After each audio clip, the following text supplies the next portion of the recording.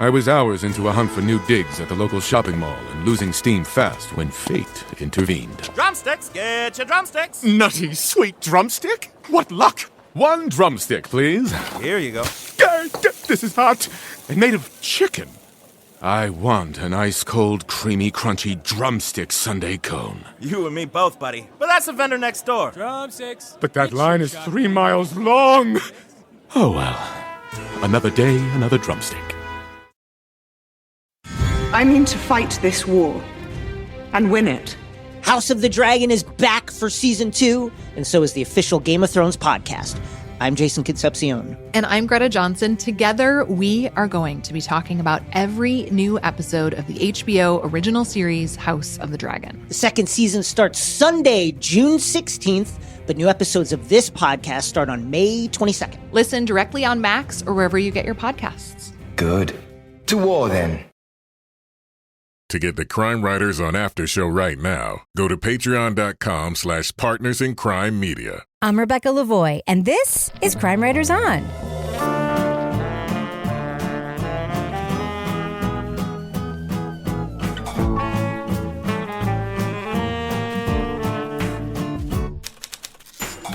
Crime Writers On is the original true crime review podcast that digs into true crime, pop culture, other podcasts.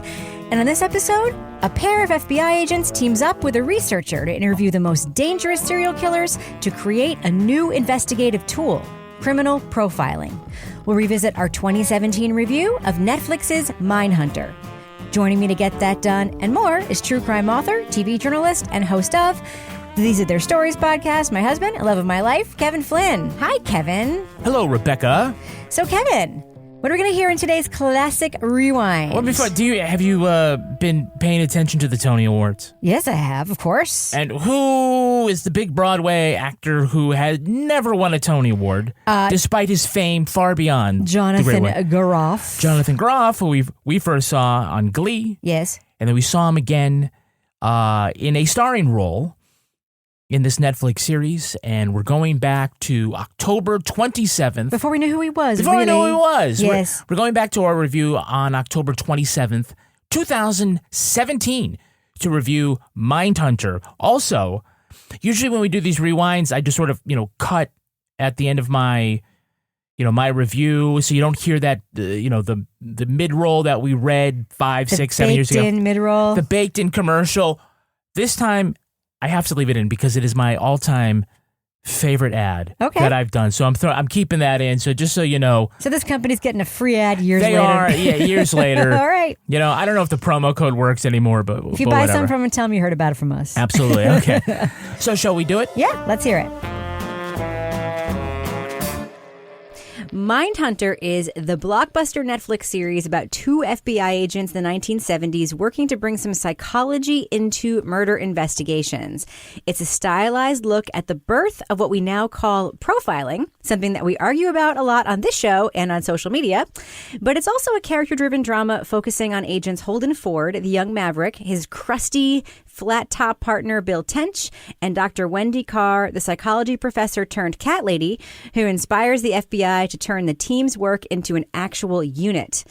Importantly, while the main characters in the show are fictionalized versions of real people, the cases and killers that are integral to the plot are all very real and super duper creepy. Now, Mindhunter stars Jonathan Groff, an actor that looked familiar to me, but that I didn't know too much about.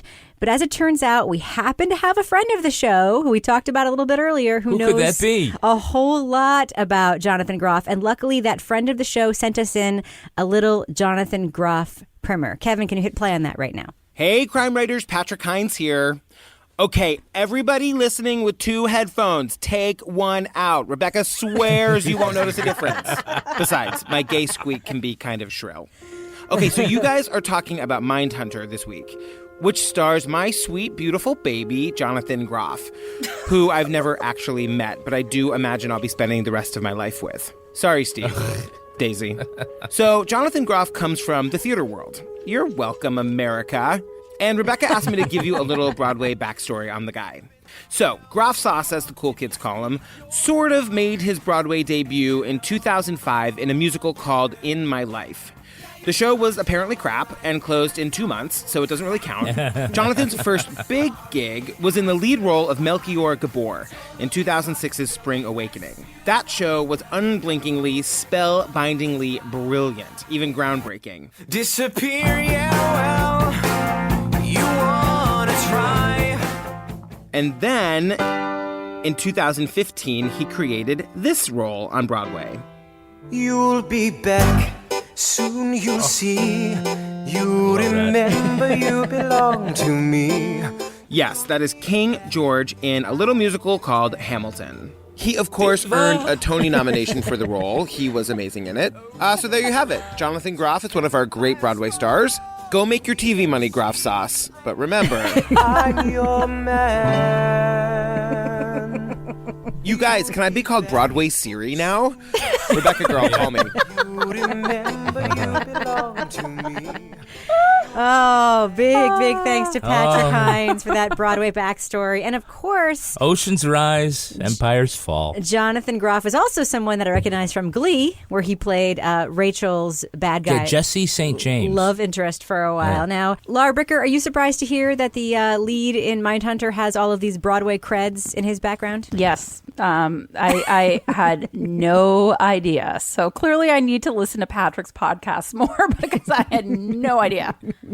It would be weirder if the guy plays Ed Kemper was in Broadway. That would be weird, but you actually, we uncovered some, weird factoids about... Not about the actor, but about the Edwin real life Ed Kemper, yeah. Kemper. Yeah, okay, so honest to God, this just came out on, was it Shaker.com? Or one of a major website dug this up, that while he was incarcerated, Ed Kemper took part in a program that recorded newspaper and magazine articles and books for the blind and visually impaired. Mm-hmm. And this is actually a big program nationally, and there's a lot of funding that goes on for this. And these are really desirable gigs for professional voiceover people because it's steady work. But it's basically people who will read the paper or a book. And then during the 70s, this was the way that people would get stuff. And he was one of them. And he did thousands of hours of reading 1970s novels. Yeah, he was an audiobook. At Time Magazine. Yeah, narrator, right? Yeah, he basically, before you can go to the store and get audiobooks, this was one way that people could get them.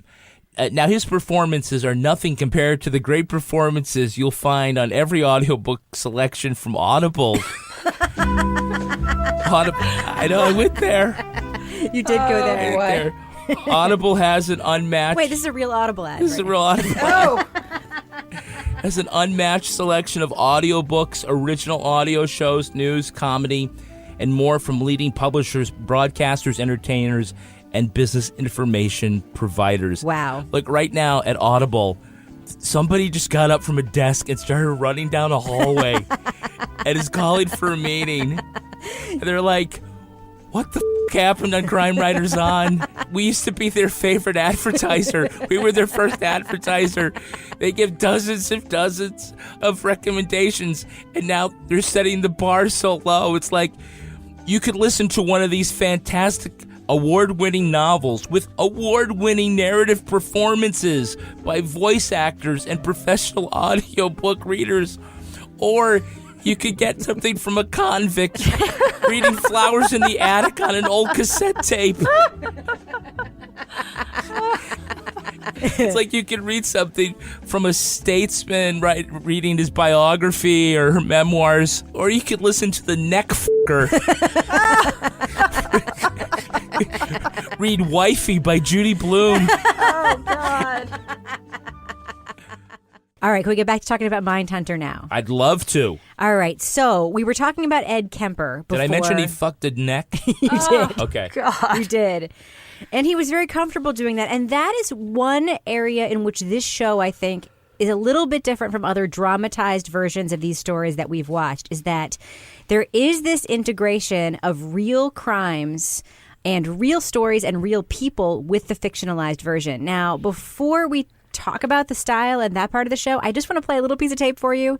And this is something that I found on the web. It's gotten a bunch of views. I saw it on Reddit, and it is a side-by-side comparison of Ed Kemper as played by Cameron Britton versus the real Ed Kemper in his first interviews with the original FBI pre-profilers. Go ahead and play that tape, Kevin. Do you know Joseph Wambaugh? Police Story? You ever watched that? Huge fan. Oh. I got a lot of my insights right there. Really?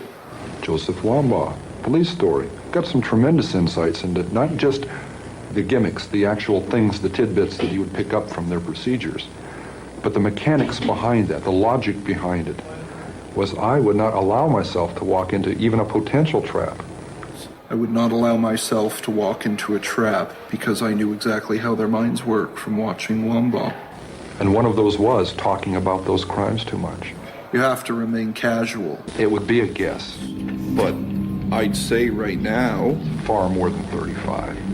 In North America, more than 35. 35? Well, I'm not an expert. Well, hold on, I'm not an expert. I'm not an authority. I'm someone who has been a murderer for almost 20 years. I'm just an extremely accomplished murderer.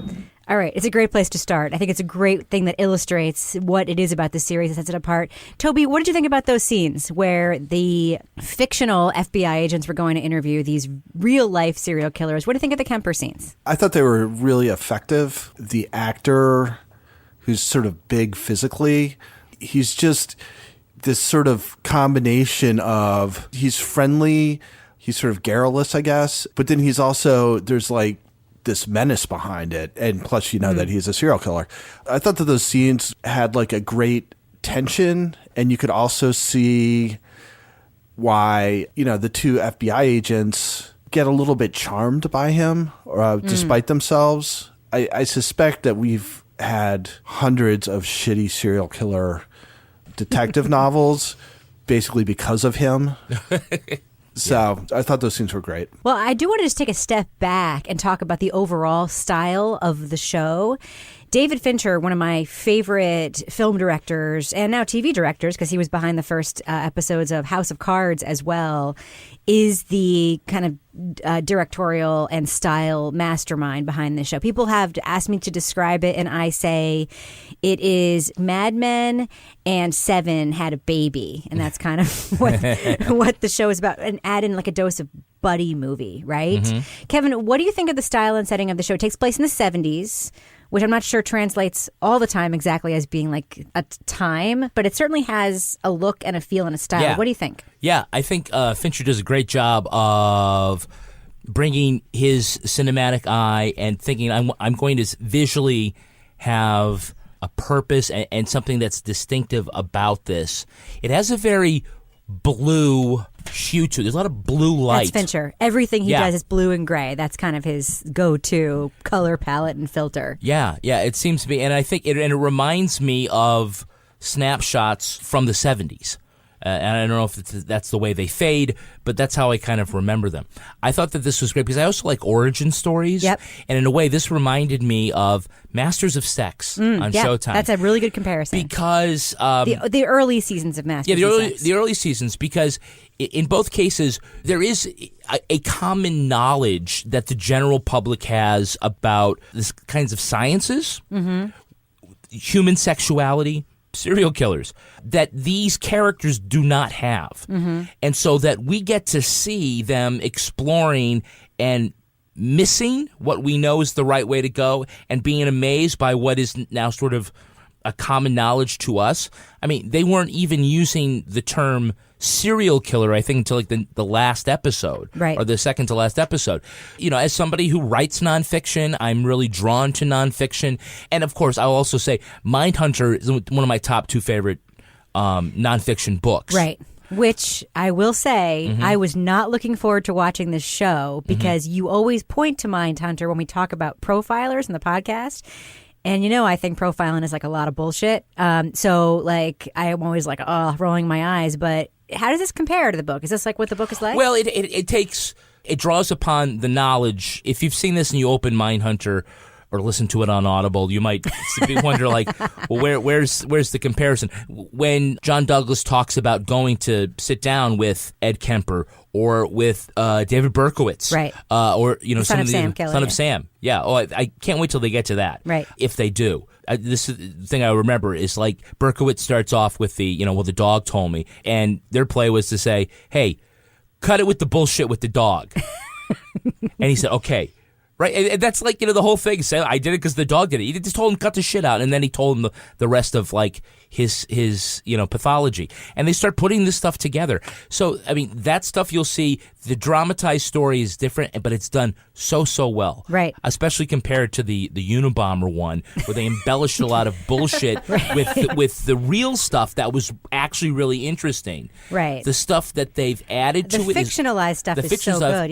Yeah, well, I want to talk about that, Laura. Now, when I first started the first episode of this show, and I think we talked about this a little bit, I don't think the first episode of the show is representative of what the show is, really at all. Mm-hmm. All of sort of the classic dumb tropes are there. The young, enthusiastic, young FBI agent, like the crusty, worldly one who's like, kid, I can show you things. The boss who's sort of like putting them down and marginalizing them. The doctor, the beautiful feminine doctor shows up. You think it's just going to go a certain way. Yeah. You mean the X-Files? But then these characters, exactly. But then these characters evolve so much. Now, we have gotten a lot of question ideas and ideas about this conversation from our Facebook group. And Ashley asks, and Laura, I want to pose this question to you. Okay. What are your thoughts and feelings from the initial episodes through the continuation of the show and the evolution of these characters? Were you as surprised as I was by that? Yeah, and I'll say, the first 5 minutes of this show, and I didn't realize how graphic everything was going to be, but they have this completely unrealistic scene where this guy's head gets like blown off like something on a video game. And I'm like, oh my God, are you freaking kidding me? Like, is this for real? Like when they're having this negotiation, and I was not expecting much after that part. I binged it so quickly in 2 days. It's hard to know, looking back where one episode ended and the next began, because I just kept watching it. But I think around episode 3 or 4, it just really started to pick up momentum as the characters themselves, I feel like, really started to become a lot more complex. And there was a lot more going on, interpersonally between them at that point. Holden's character was, I felt like, really starting to evolve. And we were, I think getting more drawn into their quest to, do something with the research that they were trying to get started and see it go somewhere and see it through. But it just, it started off that first episode. I was like, oh, here we go again. But, it gained momentum, and it was realistic in terms of how these characters were drawn into this world with these people in jail that they were interviewing and with these cases that they were investigating. And I can relate to that, and I've talked about this, going into jail and interviewing people who are accused of horrible crimes. Sometimes they're very charming, and it is hard to connect the person that committed the crime with the person that you're sitting in front of. So I definitely felt drawn to that part of the show. Now, Toby, what did you think of the evolution of these characters? In particular, I think the most stereotypical setup, like the young, naive agent and the crusty one, Bill Tench.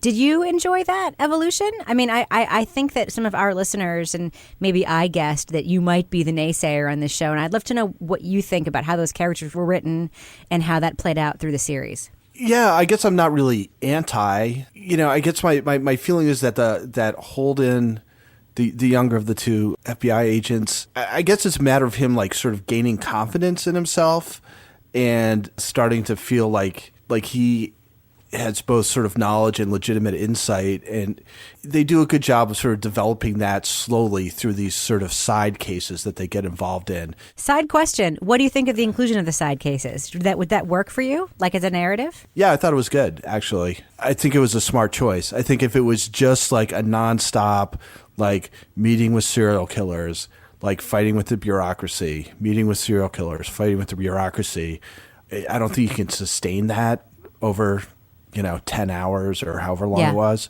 So I thought that was good. And I thought for the most part, they sort of illuminated aspects of the research they were doing. I mean, they were picked, pretty specifically to sort of track along with their sort of developing understanding of sort of the psychology, I guess, that's involved. So, at the end, and maybe this is a little bit of a spoiler, but he kind of goes from like 5 on the confidence scale to 12 in like 5 minutes. It's just like he goes from being this one guy to being this completely different guy for like the last, half hour of the series. There were a few sort of scattered along the way. There were a few kind of false notes, I thought, and that was kind of one of them.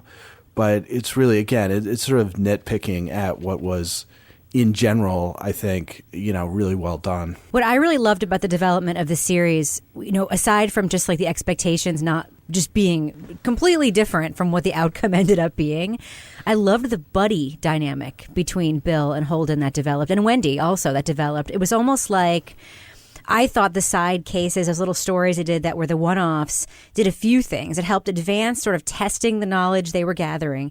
But it also showed, it without telling, that these guys were both like really good investigators who deserved to be in the FBI. Like the first one they do, they just go to that little town, and this case has been confounding these small town cops, and they just like, boom, solve it, right? Like they just are able to. They figure it out like right away. But there's some trial and error there. There's some, but it shows that they know what they're doing. And we know that they're on the right path. We know they're on the right path, but also even before they start learning all of these things, we know like, okay, they're smart. Yeah. And I think, to me, the Holden character is very interesting. I think the scene when he first meets his girlfriend Debbie in the first episode is a controversial scene.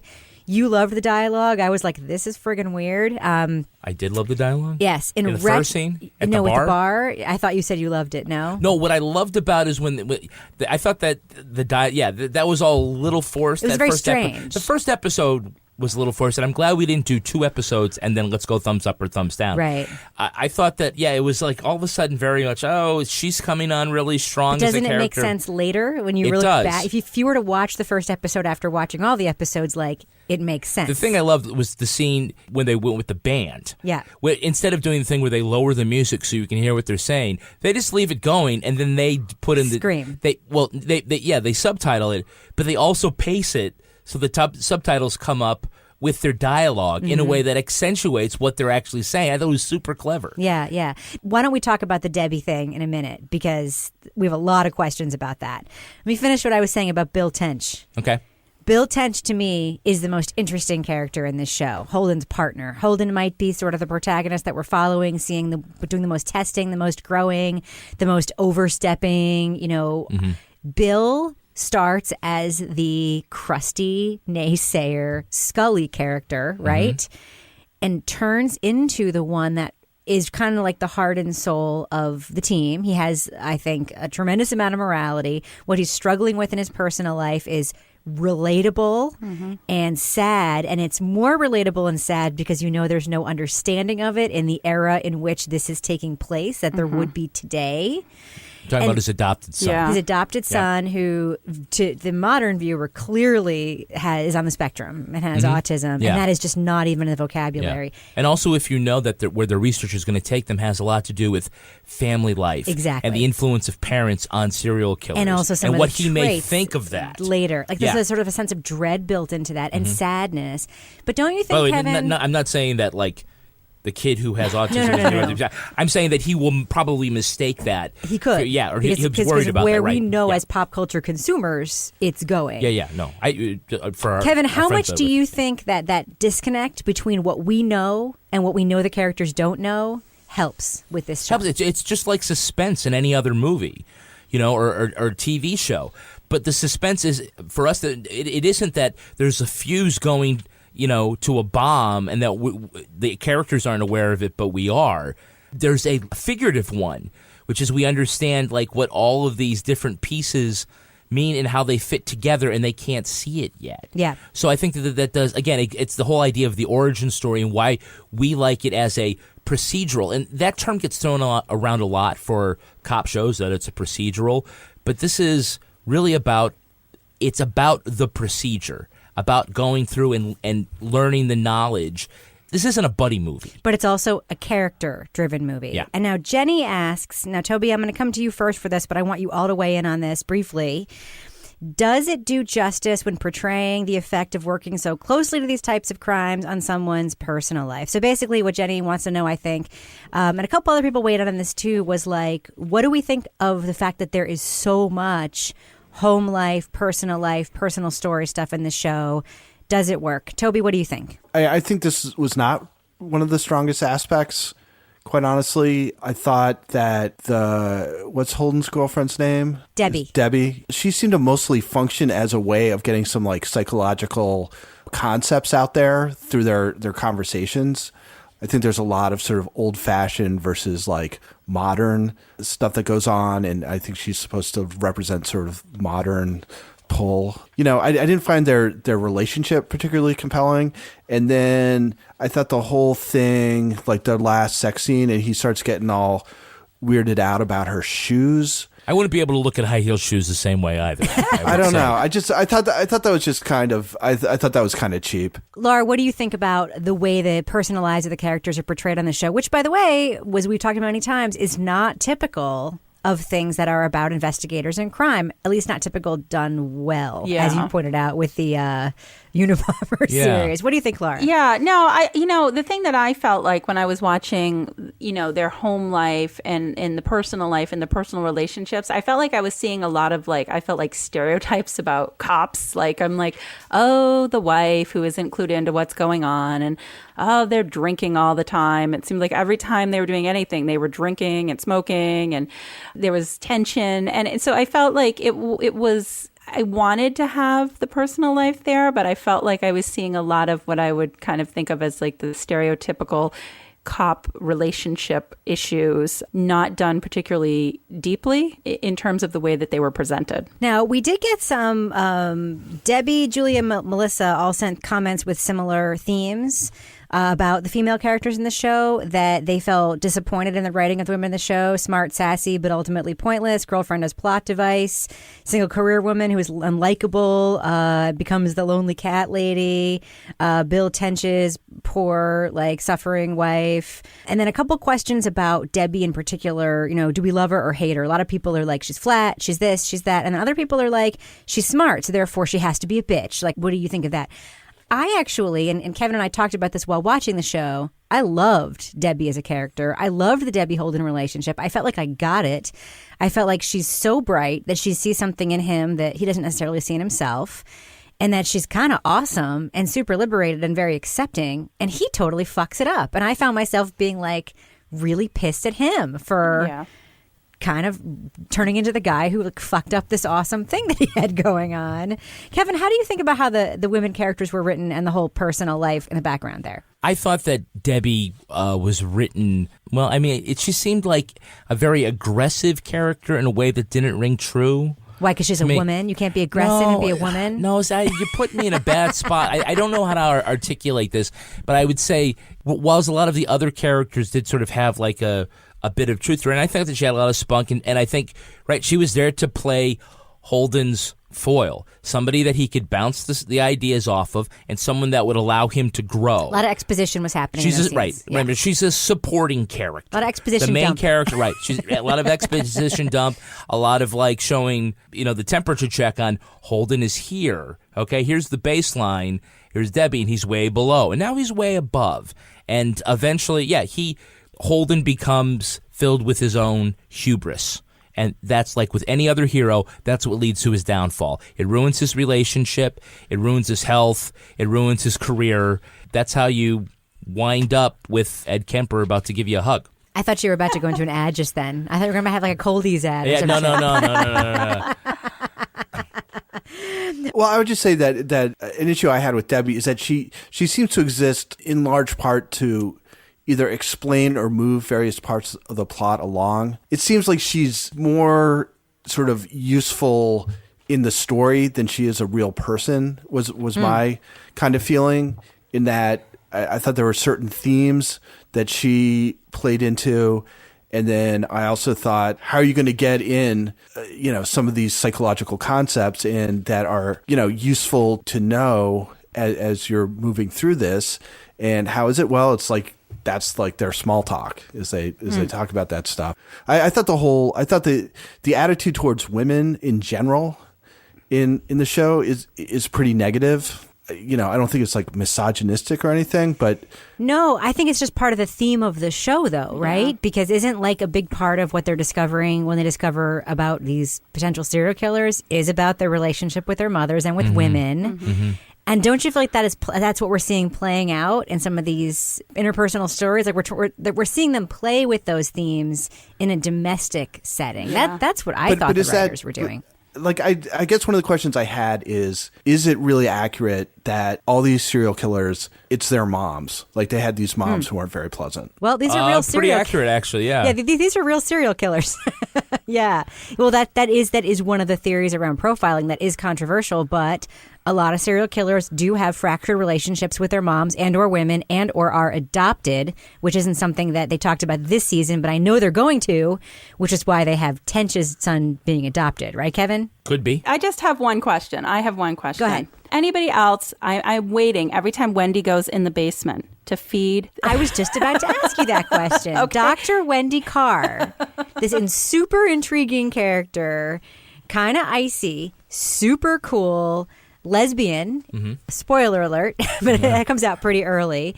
She becomes the leader of this group who isn't playing by the FBI's rules because she doesn't come from the world of law enforcement. She comes from an academic setting. So she's the one who will be talking about it at a cocktail party. And by the way, now that means their funding is in trouble or whatever.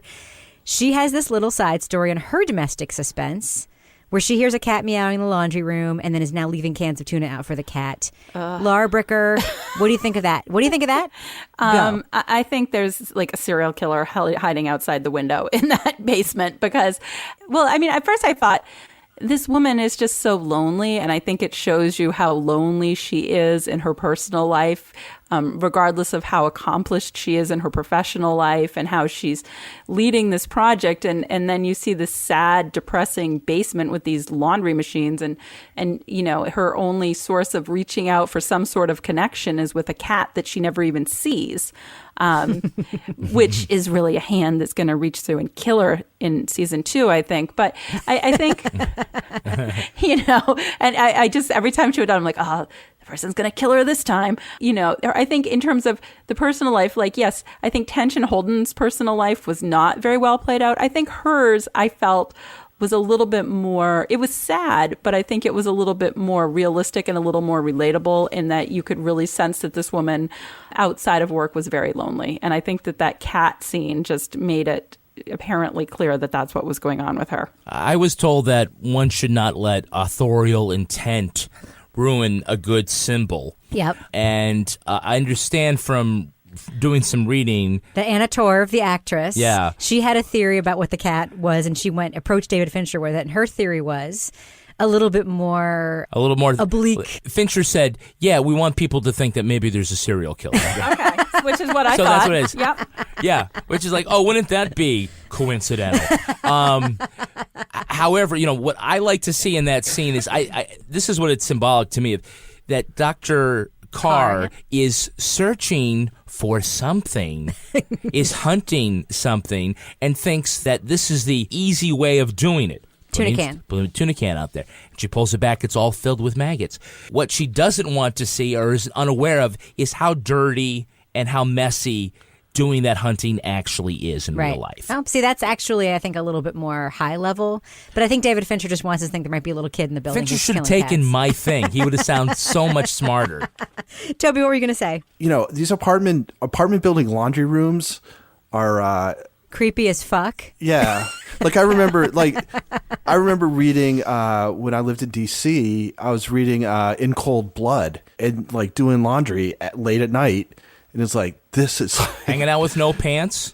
Yeah, I would go down there with just a shirt on. That was another thing. I was like, is someone going to walk in and be like, why are you not dressed? Where, by the way, did she get the men's shirt too? Other mystery, right? Dun, dun, dun. Oh, yeah. Especially given the reveal. How about that stripe in her apartment? You know what? I love that. On the wall. Do you know what's funny about that? You look at that set detail, right? Yeah. And we actually had somebody comment on that on the Facebook saying, like, what was up with that? If you Google 70s apartment, you will see that same fucking stupid stripe. That was such a popular design. That was Mary Tyler Moore as fuck. That was super. It was a too close for comfort. Remember, they had the stripes on their apartment wall. That was a very typical, like, 1970s, like, Mork and Mindy apartment, like, decor. The apartment was decorated, like, the set design in that apartment was perfect. As, by the way, are Anna Torv's clothing for this show. I think that the men are dressed a little too 50s, 60s, but she looks perfect 70s. Now, we talked briefly about... if you were in your 50s Yeah. in the 1970s, Yeah. you would still dress like you did when you were in the 50s. You're probably right. I and you thought, probably have those same, like, I attitudes. thought the clothes were right on. You probably Yeah. have those same conservative attitudes. Toby pointed out a weakness to me about, like, the conservative attitudes about his using language during interviews, but that's probably also because those guys also came of age in the 50s. Yeah. I want to talk about another thread. You know, we talked about the one-off cases in the story. Contrasting with that, we see a long story thread that doesn't develop. It develops, but it doesn't come to resolution in this series about the BTK killer. We know that. Who is that? We know that in modern day that's who it is. This is the ADT repairman alarm company guy who's It's featured in the cold open in most of the episodes. super anal retentive, Yeah. gets mad when someone asks for a new roll of electrical tape without returning the spool, and we see him collecting serial killer equipment throughout the season.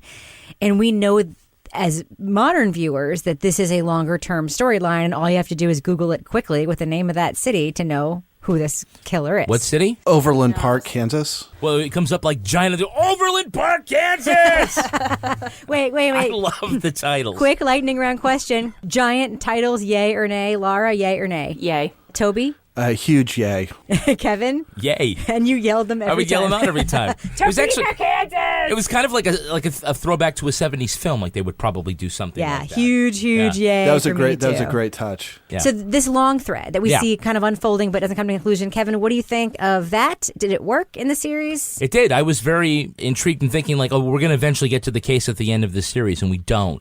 It's not unsatisfying that we don't, but it's so funny because you see him in this first, one of the first times, at work, and the guy wants the electrical tape. You're thinking today, that guy's a serial killer, right? Just because of what we know. It reminded me of the pilot of I've Mad worked with Men. people like that, haven't you? Where you're like, this person's definitely a serial killer. Right? He's got the look. He's got everything. He's definitely a serial killer. But you wouldn't have known that then. It reminded me of the first episode of Mad Men, where I think is Sal, the art director, who's gay, and he sits with the guys, and he's like, "Oh, you just won't believe the women that I had last night," and is so openly flamboyant. It's played that way.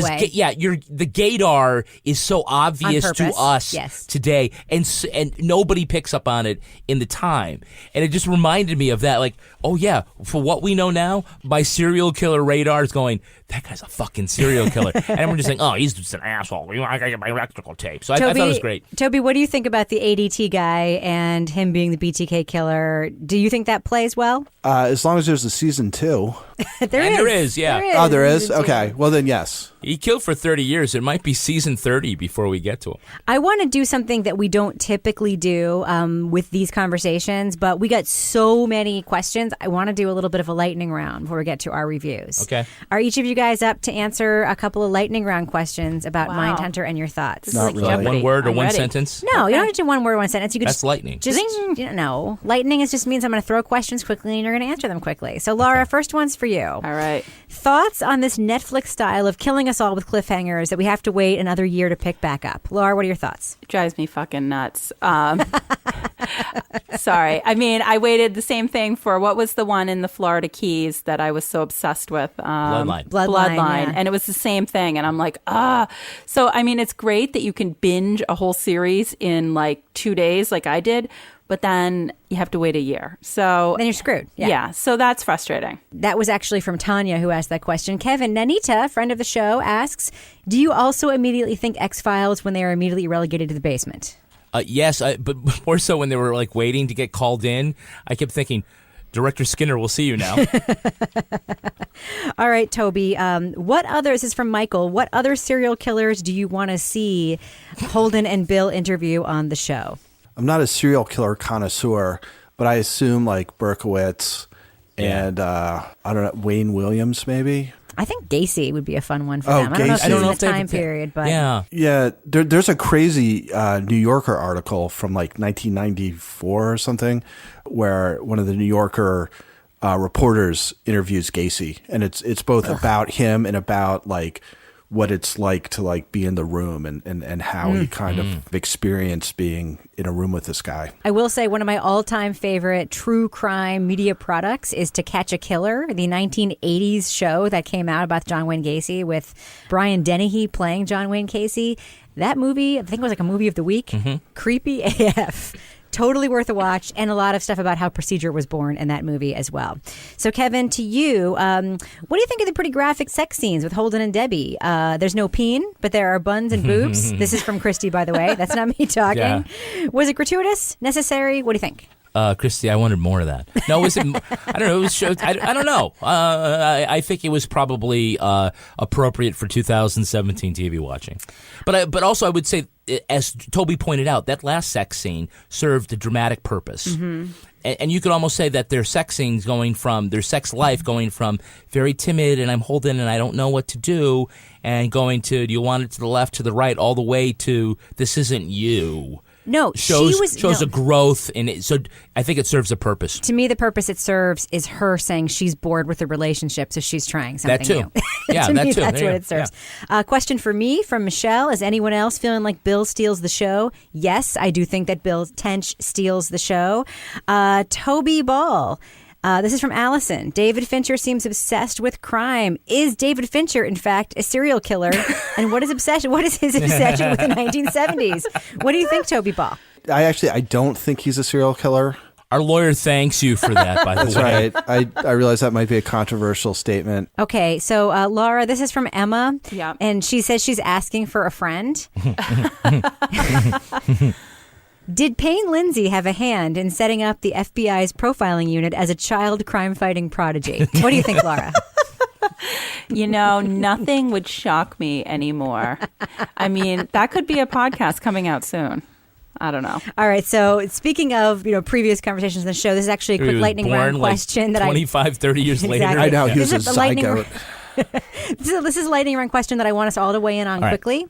Does this show Mindhunter make you see profiling in a different light? This is from Kelly. It's definitely a different view than media has shown in the past, and I love that they are bumbling through it all. Laura, what do you think?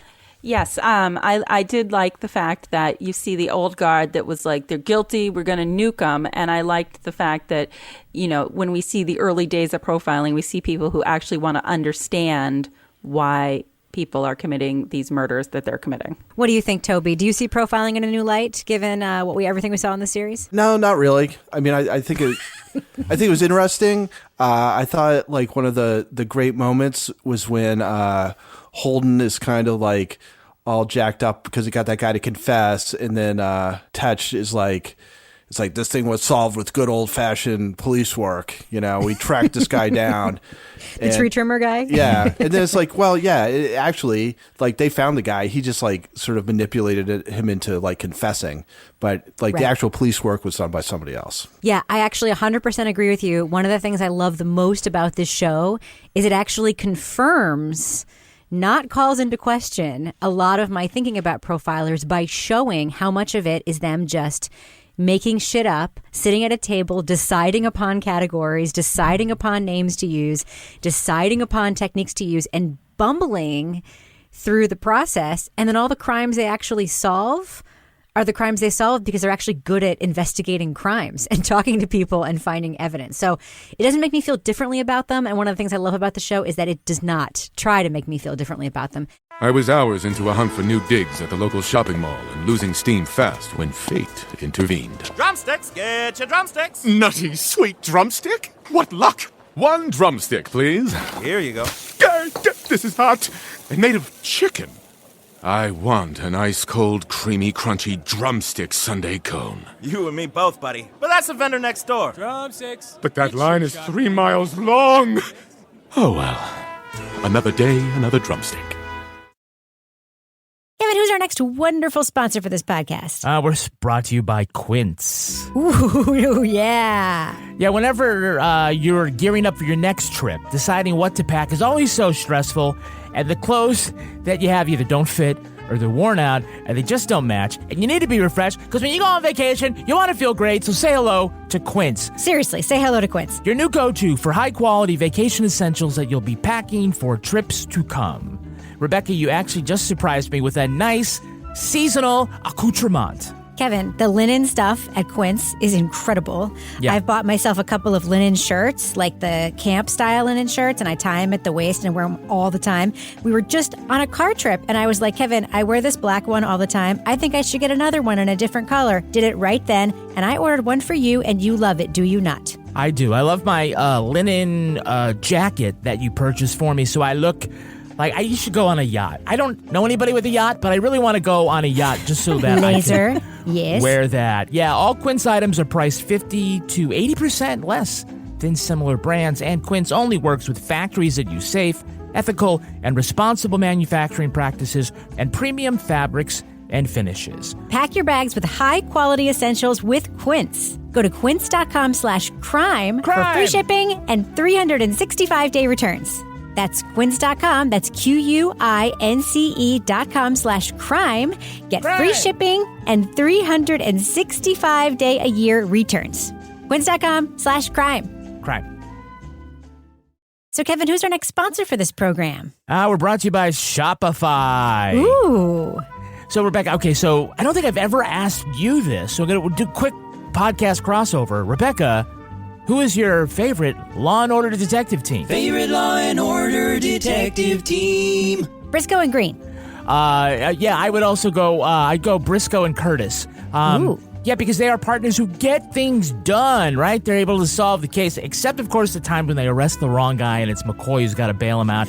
That's a whole other problem with the justice system, but we'll get to that later. We've got great partners, though, with you and Shopify. Shopify is the global commerce platform that helps you sell at every stage of your business, from the launch your online shop stage to the first real-life store stage, all the way to did we just hit 1 million orders stage? Of the two of us, I am the online shopper, yes or no? You are. Shopify, I know the interface. As a shopper, super easy to use. If you are selling stuff online, get Shopify. It's just like a click and you are out of there. Nothing worse than like putting something in the cart to check out and it's a whole technical mess and you just walk away. Gotta go get my wallet. Gotta go No, Shopify, man. Shopify. You lose that sale. Sign up for a $1 per month trial period at shopify.com/crimewriters. Crime Writers. All lowercase. Go to shopify.com/crimewriters. Crime Writers. Now, to grow your business no matter what stage you're in. Shopify.com/crimewriters. Writers. I mean to fight this war and win it. House of the Dragon is back for season 2, and so is the official Game of Thrones podcast. I'm Jason Concepcion. And I'm Greta Johnson. Together, we are going to be talking about every new episode of the HBO original series, House of the Dragon. The second season starts Sunday, June 16th, but new episodes of this podcast start on May 22nd. Listen directly on Max or wherever you get your podcasts. Good. To war, then. Quickly, round the horn. It is time to review the Netflix series Mindhunter. Thumbs up, thumbs down. Do you recommend to our listeners, Laura Bricker, that they check out the first season of Mindhunter on Netflix? Laura, go. I say enthusiastic thumbs up. I watched it in 2 days. I couldn't stop watching it. It was a very addictive show. Not like anything I'd watched recently. It's a great show. Toby Ball, what do you think? Thumbs up or thumbs down on Mindhunter's first season on Netflix? What would you say to our listeners, Tobe? I give it an enthusiastic thumbs up. I've actually recommended it to some friends, just like at work. So, yeah, I thought it was really good, and it was fun to binge. I also give it enthusiastic thumbs up, and I can't tell you how relieved I feel about Toby's review because I literally feel like I forced him to watch the show because, as we all know, there's a lot of sports ball going on right now, and he's so into that. Sports ball? So thank you, Toby. Sports ball. Thank you, Toby, for the sports ball. I love really sports appreciate it. And I give it a huge enthusiastic thumbs up, and to everyone who starts it and says this may not be for me, I say 2 words: keep going. What about you, Kevin? I give it thumbs up, way up. Nice. I thought it was great. I thought it was better than I expected. Glad where it went. Can't wait for season 2. When you say way up, you're totally channeling Roger Ebert, are you not? I am. I knew you were. Wow, Kevin, that was fun. Can we talk about what we think like the legacy of Mindhunter is? Well, it's freaking awesome. It is awesome. Season 2, maybe not as great, but certainly worthy enough of a season 3. Yeah. And it was very disappointing. A lot of people were disappointed that did not get picked up. I loved the art direction of both seasons of this show so much. I was thinking about this. The costuming, the decor, so freaking great. I was thinking about the fact that for a while there, it seemed that everybody would use the location cards that were giant letters filled up the whole screen instead of a little lower third saying But I feel like Mindhunter kind of did it first-ish. Yeah, no. I think I remember that being the first time I'd seen that and thought it was I absolutely quite bold. loved the show. It was beautiful looking, beautiful to watch, and it was so cute to hear us not really know much about Jonathan Groff, and now he's so famous. Yeah, great show. All right. Well, does that do it for us, Kevin? Yes. Well, this show was recorded in Studio C, the closet, in our New Hampshire basement, where we also spend time talking to some very dangerous people. On behalf of all the crime writers, thanks so much for listening. We will catch you later.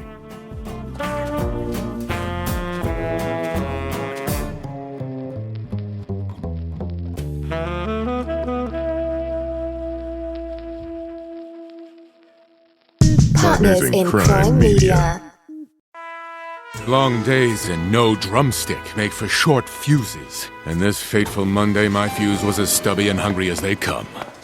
Where are the drumstick vanilla cones? Take it easy, Sonny. Where are the drumstick vanilla cones, please?